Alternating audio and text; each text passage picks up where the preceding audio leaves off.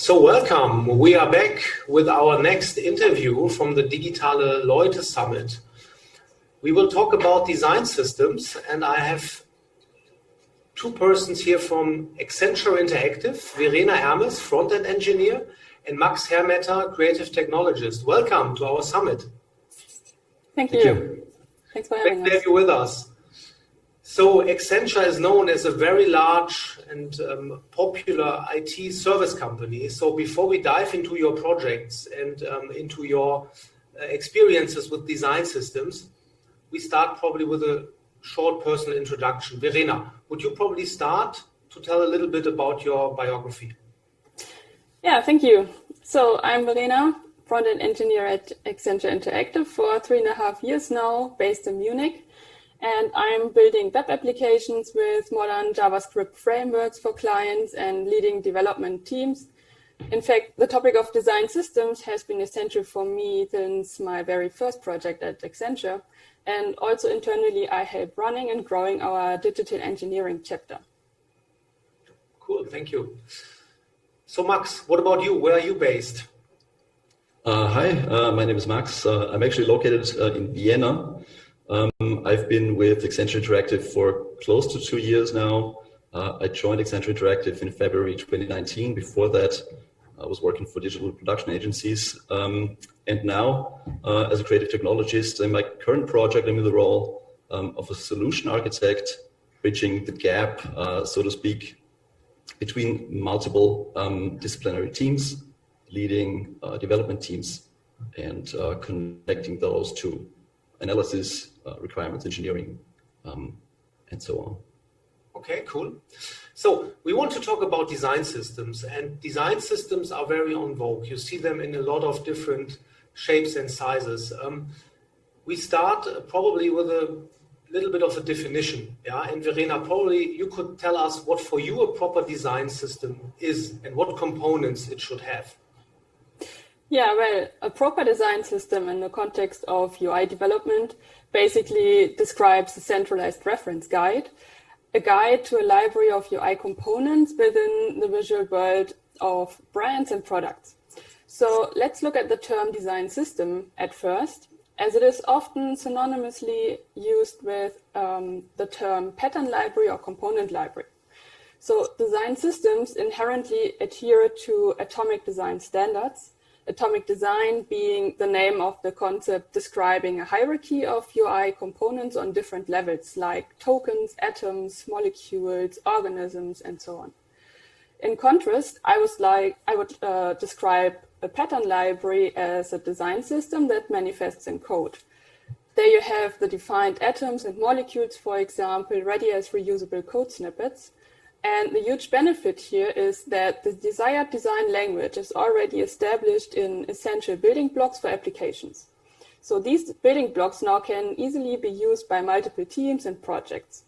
While your company now is building several apps in parallel or sequentially, the result will have the same design language. Okay, so I can imagine that in your projects, you see a lot of different design systems in different ranges. So Max, probably could you tell us a little bit about the range between a very simple design system and a very complex, sophisticated one? Of course, yeah, we do see a lot of different design systems as such. We do see a lot of different approaches to how to build a design system per se as well. And it really depends on which aspect we're looking at, where the differences really manifest. So when we're talking about building the design system in code, obviously there are numerous frameworks out there and available. However, we still do see clients developing their design systems from scratch, so as to shape them to their specific strategies. When it comes to architecture and implementation, we do see very creative approaches as well, and the range of solution, spreads even wider. So, in one case, for example, we integrated a client's design system, which they built entirely from scratch into a CMS solution. for the main purpose of supporting content editors in their work. Now, how does that apply? How does that work? And why is it relevant to support editors with a design system? The specific CMS allows for editing and manipulating of front-end templates by administrators or users with a given role. So there automatically is a risk of losing consistency in design and code itself, and obviously a risk of implementing errors in the templates if we leave that up to content editors, or even if they are skilled template editors, the risk maintains. So in order to achieve and really ensure that consistency in design and markup, we translated the client's design system into an abstraction layer in the CMS's templating language, and created configurable code snippets. So these code snippets wrapped patterns of various complexity. It could be a simple button. It could be an entire slider, going in both directions in complexity.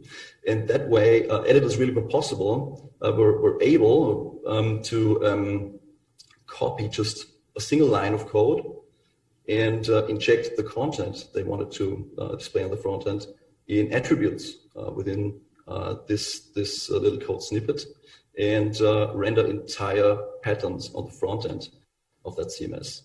So that's one very specific use case. Another case that we are witnessing in the current project is a quite sophisticated approach at architecture and making the design system actually available to being used by other developers. So what the client did or come up with was essentially building the design system in a monorepo. And this makes it possible to really split all parts of the design system in separate partials, and those are being then published to a private registry. This means that developers developing in other applications are able to just download and install specific components, specific partials of that design system as an NPM dependency, and just use those in their applications and leave out the rest. So we're getting rid of a lot of redundancy. And that is especially helpful because, or in this specific case, of course, because the design system is used in different ways. For one, it's being used to develop a theme, or I should say multiple themes for a CMS solution. And at the same time, it's being used for Angular applications. And using this NPM packaging approach, it makes it very easy, very convenient to use different parts of the design system in different projects. So that is really, these are just two examples of what I think are really, really original ideas on how to use this system. Yeah, thank you very much for the in-depth explanation. So you described now two different types or examples of such a design system.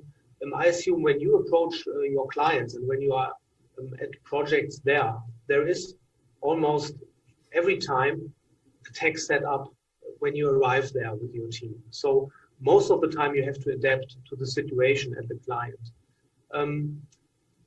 When you could start from scratch a design system, probably you could tell us a little bit if there is the green field for you open and you could design a design system from scratch. How would you do that? How would that look like? Mm-hmm. First of all, I just want to say up front that building a design system from scratch is not always necessary. Of course, we don't want to reinvent the wheel. That being said, talking about front-end development in general and UI development, obviously we have a industry standard toolchain that I believe most people are familiar with, starting with Node.js and NPM, as CSS precompilers like Sass and Less, ECMAScript being the modern standard for JavaScript implementations. And so that's the tool chain that all frameworks, also established frameworks, already use. And if you really don't want to opt in for a framework, you're going in the direction of the question, okay, how do I approach templating and how do I create these actual front-end components in HTML? There are different templating languages available as well, obviously. A few instances being Nunchucks, FreeMarker, Mustache, and Emmet. And so this could be a point, going for a framework, going for a templating language could be a point in your decision-making process where you should think about which of these languages really is the one for you.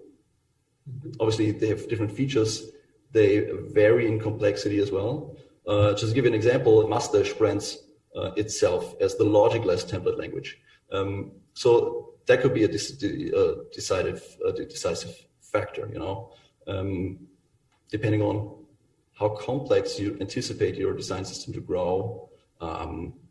You probably want to opt in for more features in a language, logic, or the other way.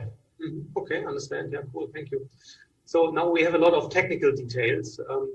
And thank you very much for that. That's always interesting for the audience. So, but when we come now more to the organizational part, to establish a design system, probably for you, Verena. So what are the biggest challenges from the organizational perspective when you go to a client? What do you see there and how do you overcome these challenges? Mm-hmm. So the first aspect I would say is collaboration, and team size is a major factor for effective development, not only of design systems, but especially of design systems. And since we are usually dealing with a relatively small tech stack, it makes sense to deal with smaller teams as well. And the second aspect, once having a larger consumer base of the design system, the potential code contributors are increasing. So there comes the need for standards and best practices, as writing a component that is configurable in many ways and fitted for requirements of different products is more complex for the developer. So there's the need to coach contributors of design or pattern libraries in terms of coding style and code quality, for example. And then there's the challenge of convincing parties on the business side. So selling the use case in a non-technical way and demonstrate a compelling business case for the client. And then when everything becomes bigger, then there's also this question about governance structures. So how do we manage those? Who has the final say on design aspects of new and existing components? Who oversees all technical changes? Who gathers requirements on components from multiple products? So there might grow the need for a team solely dedicated to shaping and evolving a design system, and maybe even a product owner. Okay.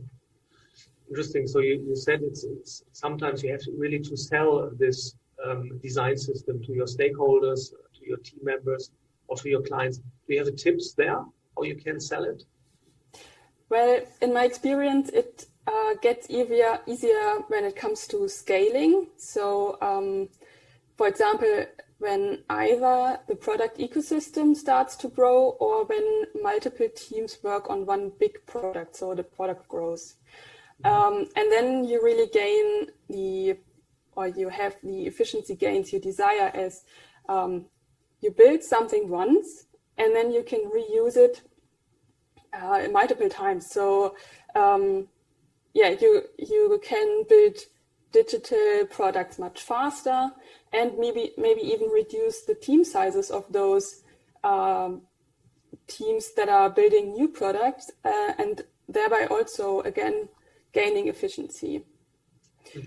And when you achieve all those aspects, then the numbers can talk for themselves. And what I also learned is that it's best to make it visible early on. So make it visible and tangible. Mm-hmm. Okay. Interesting, yeah. So before you also talked about the role of a product owner for such a design system. So could you go there a little bit into the details? So how does it work when these systems get a bit larger? So how does a team looks like which is responsible for design system? Mm-hmm. Well, so in my experience, I've seen very democratic approaches where more parties or the involved parties can make a decision together. This is nice or a nice idea, but I think it's more effective, more efficient to have a dedicated product owner who really has the power to decide things, as there will always be some conflicts of interest. And then, as I said, there are these aspects that you have multiple teams building new products, and then the team who's building, or ideally a team who's building the design system. So you have a team that is really dedicated to build high quality components that can be easily reused by other teams. But you need also communicative people there to have the connection between the product teams, between designers, between other product owners, because this is really the connection point for an ecosystem. Mm-hmm. Okay, do you have some tips? What is the tool stack you use when you, for example, document a design system? This is also really important as it goes into this showing something early on. And I've used the tool Storybook a lot. So this is a nice tool to demonstrate all parts of the library. So you can showcase each component. You can showcase how it's configurable. You can interactively play with the component. And this targets also the business users, as they can easily access the library and see the abilities of the components, and also play with it a bit. Okay, cool. Thanks for the tip. Probably when we come to the end of our interview, that we have some time left for question and answers. So Max, can you share some resources where people can get their information on design systems, where they can look up the latest developments and stuff like that? Mm-hmm. When it comes to resources, I would say look at established design systems first. Obviously, there are a lot of proven battle-scarred solutions out there already. If you're really new to design systems, to the use case or the concept itself, if you just want to research which possibilities there are in terms of how to build a design system, what should be part of a design system, and how can we use design systems, I would strongly recommend checking out, looking into the design systems at hand that are proven and established. We have Material by Google. We have Carbon by IBM. There's the Atlassian design system, Microsoft, Adobe, and so on. Every major digital design systems? Pardon me? Are they public that you can look into them? How they are? Yes, they are actually public. You can look into those. Like I said, almost every major digital production company, corporation have their own design systems and make it available to the public. So I think that would be a great point to start. Cool. So thank you very much for the first part here of our interview. Now we have time for question and answers. I assume there will be a lot of questions. So I hand over to Thomas and ask if there are questions from the audience.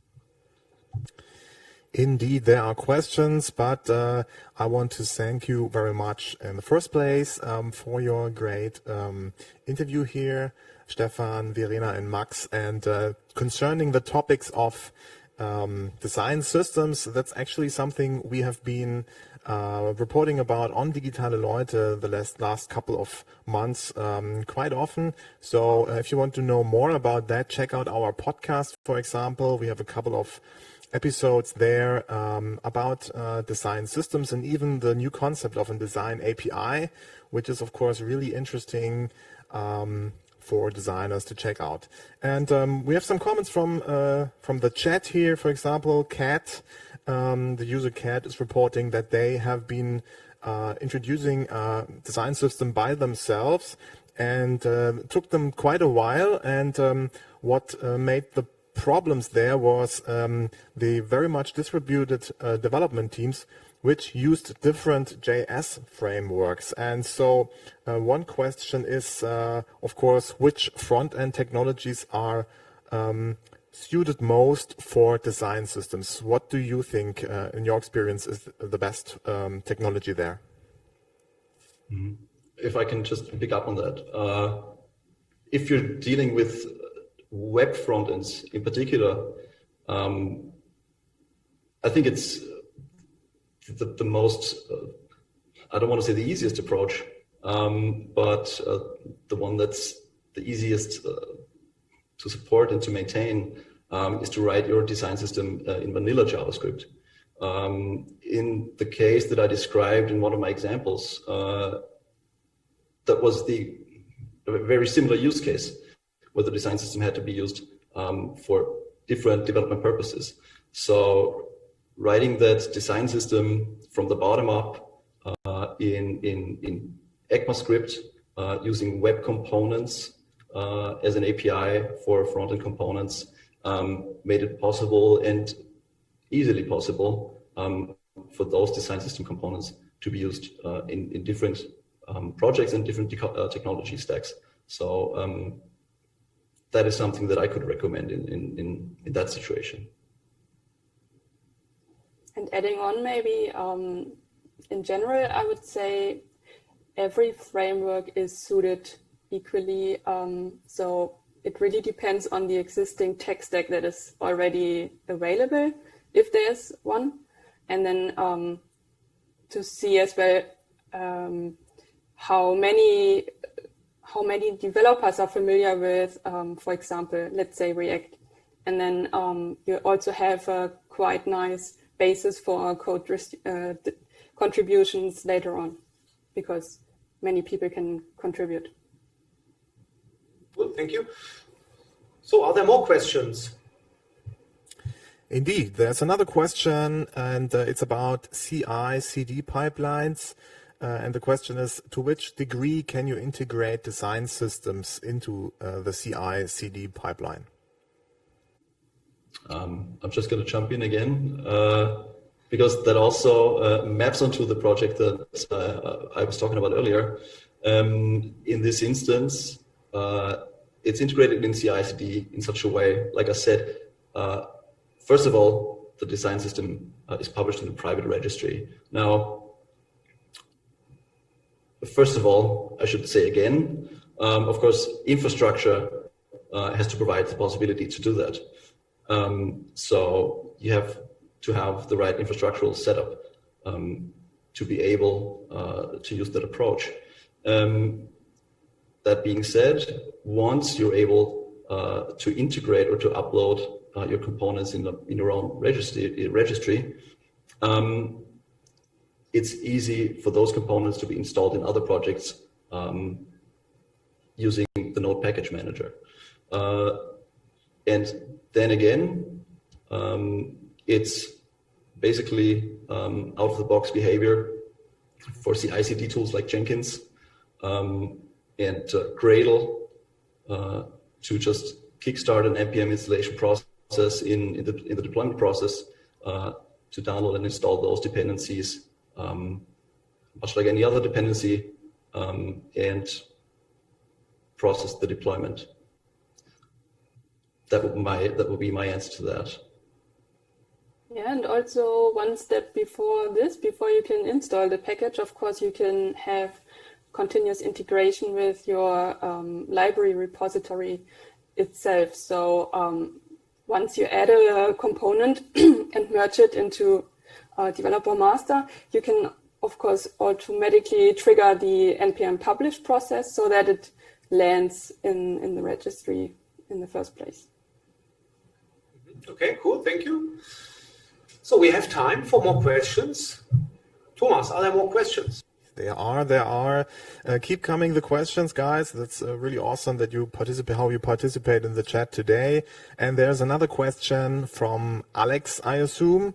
His question is, what kind of experience did you make with text patterns? And how did you integrate it into the design system? So in one instance, not only in one instance, in more than one instances,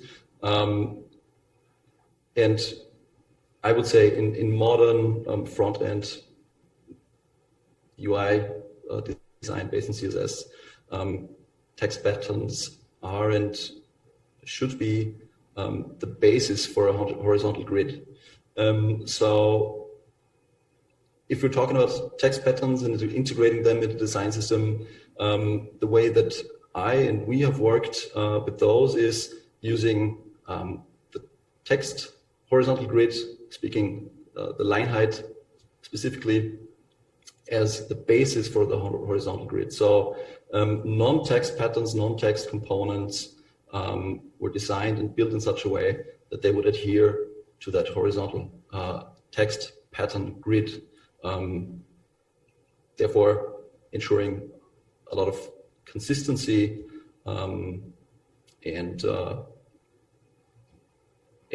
better, or I would say quite nice sort of integration.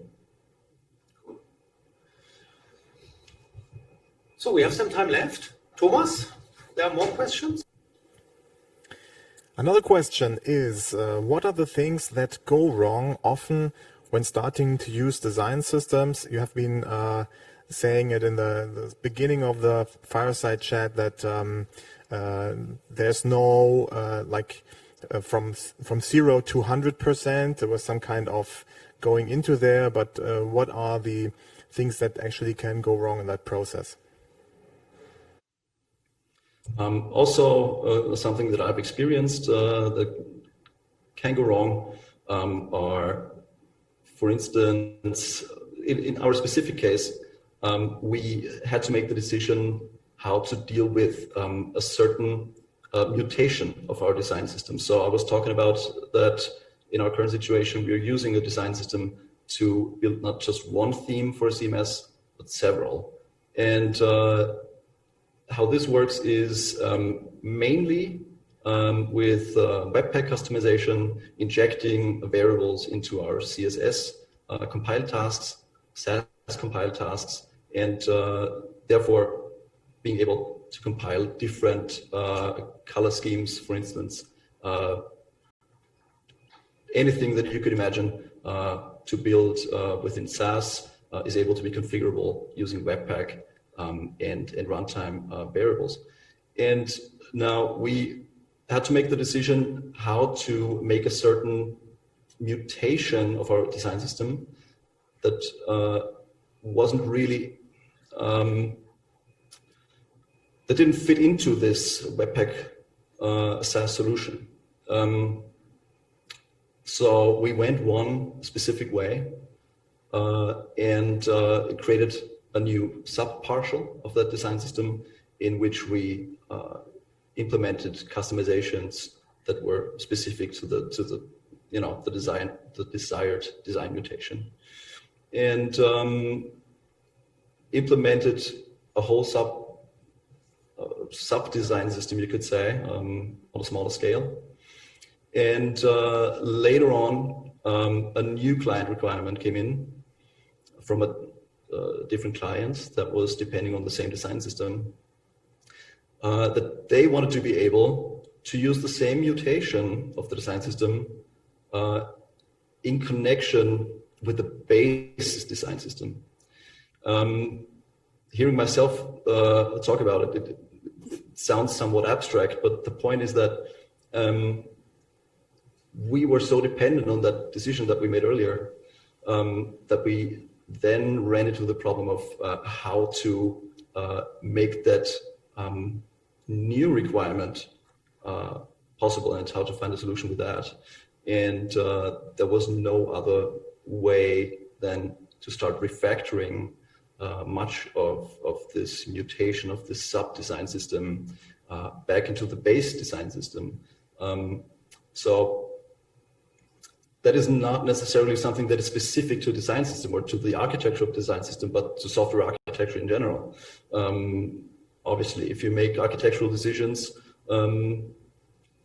you have to make decisions, based on a certain desired outcome. And there can happen mistakes. Exactly. Yeah. That's very much the point. Thanks. Okay. Thank you very much, Verena and Max. Thanks for the insights. Have a great afternoon, and I hope I see you in person next year, hopefully. Hopefully. That'd be nice. Come good through the pandemic, and see you soon. Thank you very much. All the best to you too. Thank you.